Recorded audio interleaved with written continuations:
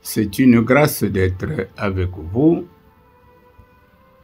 pour la session 5 qui clôture notre sous-thème « Le fondement du mariage » dont le texte fondateur est Genèse chapitre 2 verset 24.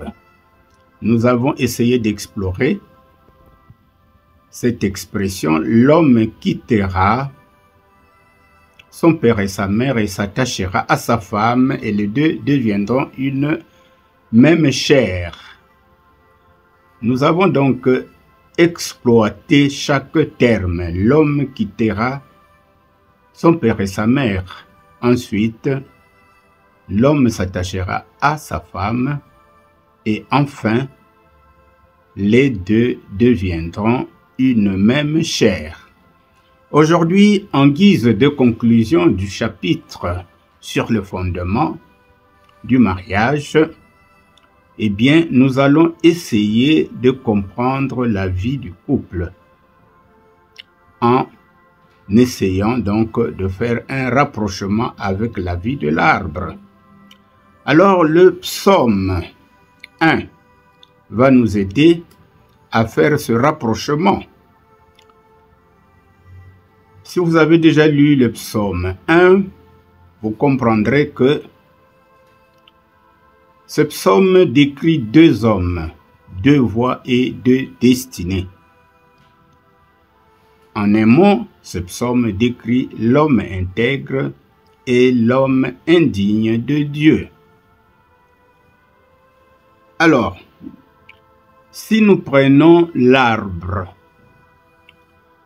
nous allons essayer de situer les zones qui sont essentielles.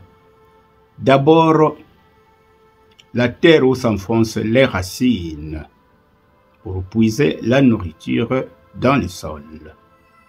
Ensuite, le tronc qui supporte le poids de l'arbre. Et viennent ensuite les branches qui portent les fruits.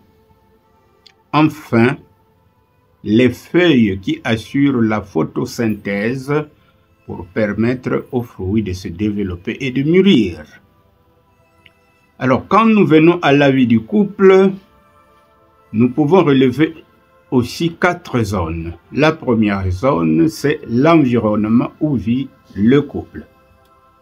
La deuxième zone, c'est la volonté du couple. Si le couple veut demeurer ensemble, eh bien, il y a certains principes à respecter. La troisième zone, c'est la zone des sentiments et des émotions. La quatrième zone, enfin pour le couple humain, c'est sa capacité à transcender les situations. Alors, venons-en à la compréhension de notre comparaison entre la vie de l'arbre et la vie du couple. Alors, pour faire l'analogie donc de la vie de l'arbre à celle du couple humain, donc nous avons dit que il y a lieu d'observer les zones de l'arbre. Nous avons dit le terrain où s'enfoncent les racines, les troncs qui supportent le poids de l'arbre, les branches qui portent les fruits et les feuilles qui sont nécessaires à la photosynthèse.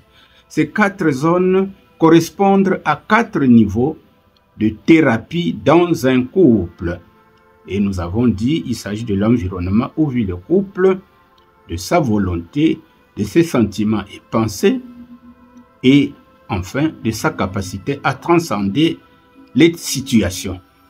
Alors chaque zone a un rôle particulier à jouer. Il est capital qu'un couple ait des racines saines pour prospérer. Mais ces racines doivent s'incruster dans un terrain fertile, en l'occurrence la parole de Dieu. D'où l'importance de remonter à la racine du mal quand les difficultés surgissent dans un couple. Car du terrain dépend la santé du couple. Les racines de l'arbre sont souvent souterraines et donc cachées à la vue humaine. Tout comme certains problèmes que rencontrent les couples peuvent aussi avoir des origines cachées et lointaines. Par exemple, la rancœur est souvent cachée. Cependant, dans les conflits conjugaux, il ne faut pas confondre les symptômes avec les causes. Les causes sont la racine du conflit. Les symptômes sont les faits visibles, tels que la colère, le rejet, la bouderie, les larmes qui coulent parce qu'on est en conflit. Alors, chaque fois qu'un problème surgit, il faut chercher à comprendre quelle est sa racine pour en soigner le mal et espérer obtenir la guérison. Un cas pratique. Lorsque nous avons mal à la dent, en prenant un cachet d'aspirine, nous pouvons soulager le mal pour un laps de temps. Nous avons soigné les symptômes sans pour autant soigner le mal. Pour guérir le mal de la dent, il nous faut consulter un médecin dentiste qui pourra diagnostiquer la racine du mal en nous faisant subir divers examens. Les examens médicaux, bien sûr. Eh bien, dans le cas du couple, le médecin à consulter s'appelle Jésus-Christ, au travers de sa parole, au travers de son enseignement. Car la parole est donnée pour nous enseigner, nous corriger, nous convaincre de nos manquements et nous instruire dans la justice. C'est ce que nous dit 2 Timothée, chapitre 3, verset 16. Comme l'arbre, le couple a aussi une identité, un itinéraire, une croissance et des étapes de vie. Le couple chrétien devrait profiter des privilèges que lui donnent les Saintes Écritures. La parole de Dieu est un miroir, nous dit Jacques chapitre 1, les versets 22 à 25. Alors ce miroir qui nous révèle ce qui est caché et qui nous sonde. La parole de Dieu juge nos sentiments et nos pensées du cœur. Eh bien, en tant que miroir, la parole de Dieu lit tout notre être intérieur comme le fait le scanner pour détecter diverses maladies que le médecin ne peut voir à l'œil nu. À présent, mes bien-aimés, essayons de résumer les 4 niveaux de thérapie qui nécessitent une relation d'aide biblique pour nos couples. Alors, nous allons continuer l'analogie avec la vie de l'arbre. Chaque partie de l'arbre correspond à un aspect de notre personnalité. Alors le terrain où s'enfoncent les racines de l'arbre représente l'environnement dans lequel nous évoluons et nos modèles de référence. Pour un bon développement de l'arbre, le terrain doit être fertile. Alors, donc pour le modèle du couple, si notre modèle de vie n'est pas inspiré par les principes bibliques, nous ne pouvons pas nous départir des idéologies ambiantes et des modes rétrogrades. En un mot, il s'agit de refuser les influences néfastes du monde pour épouser la volonté de Dieu. Ce que nous pouvons lire en Matthieu, chapitre 7, les versets 15 à 29. Alors, le tronc de l'arbre représente pour notre couple notre volonté. Le couple vit-il selon la volonté du monde ou selon la volonté de Dieu? Le couple chrétien doit puiser sa vie dans la parole de Dieu pour éviter de vivre selon le monde. Pour cela, il faut sceller cette parole dans notre cœur pour ne pas pécher. C'est ce que nous dit le psaume 119, verset 11. Nos sentiments sont exprimés selon notre volonté. Le plus important de cette expression, c'est la volonté de s'aimer l'un l'autre. Selon les Écritures, aimer Dieu et aimer son prochain est un ordre auquel tout chrétien doit obéir. À plus forte raison l'amour dans le couple. Ce que nous pouvons lire en Éphésiens, chapitre 5, verset 25. Il nous faut donc être attentifs dans l'expression de cet amour conjugal, en évitant d'être fusionnels comme Ananias et Saphira, c'est-à-dire avoir les mêmes opinions tant dans le mal que dans le bien. Et nous pouvons lire le récit d'Ananias et Saphira en Actes des Apôtres, chapitre 5, les 11 premiers versets. Alors, l'expression de l'amour au sein du couple ne doit pas viser uniquement la satisfaction d'un besoin ponctuel ou un but égoïste. L'amour doit être une vertu, un don de soi à l'autre pour le bien conjugal, dans l'obéissance de la parole de Dieu. Les branches de l'arbre représentent pour le couple nos sentiments, nos émotions. C'est ici le domaine névralgique du couple. Nous pouvons avoir raison dans nos actions, mais avoir tort dans nos actes. Alors, quelques exemples peuvent illustrer cela. On peut dire « je t'aime » sans que le cœur y soit vraiment. On peut exprimer le pardon à l'autre, mais en gardant du mépris et de l'amertume dans le cœur. Nous pouvons manifester notre générosité à notre conjoint, sans réellement le faire avec joie.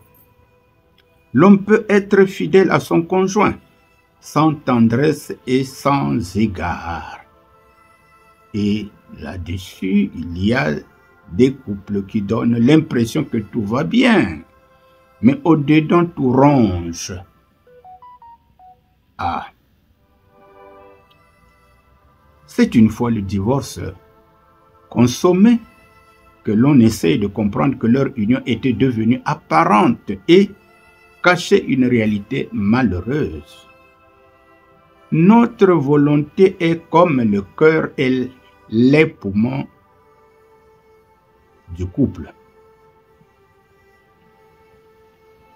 Quand nous sommes dans le couple, quand nous sommes en couple, quand nous vivons en couple, eh bien, il faut que notre volonté cadre avec nos sentiments et nos émotions. Lorsque ces deux organes ne fonctionnent plus bien, c'est-à-dire le cœur et les poumons du couple, arrive au galop le désamour et tout ce que cela peut entraîner.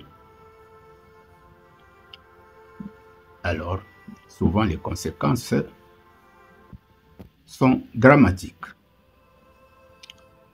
Les feuilles. Les feuilles représentent nos actes. En regardant la qualité des feuilles d'un arbre fruitier, l'homme peut s'attendre soit à une bonne, soit à une mauvaise production. Un couple qui marche en accord avec les principes de Dieu rayonne et fait la joie de beaucoup de gens, car il témoigne d'une bonne santé morale et spirituelle qui est le résultat de leur unité. En somme, pour que l'arbre produise de bons fruits, il doit prendre racine sur un terrain favorable à son accroissement. Le terrain peut être naturellement riche en éléments nutritifs ou avoir été enrichi par le travail de l'homme. De même, un couple chrétien a besoin de vivre dans un environnement où son unité devrait être renforcée par l'apport de la relation d'aide biblique des autres couples et aussi par les enseignements appropriés au couple. C'est la raison d'être des retraites, des enseignements particuliers sur la vie du couple, et les couples chrétiens devraient constamment y assister pour essayer de ressourcer leur union. Alors, si les racines d'un arbre sont implantées dans un sol fertile, le tronc, les branches et les feuilles auront une bonne santé et les fruits attendus seront de bonne qualité. Il en va de même pour le couple chrétien. Il faut que nous soyons enracinés dans la parole de Dieu en la pratiquant dans notre vie de tous les jours. Ainsi, notre volonté et nos sentiments seront guidés par elle, car chaque couple saura entretenir son éthique morale et spirituelle.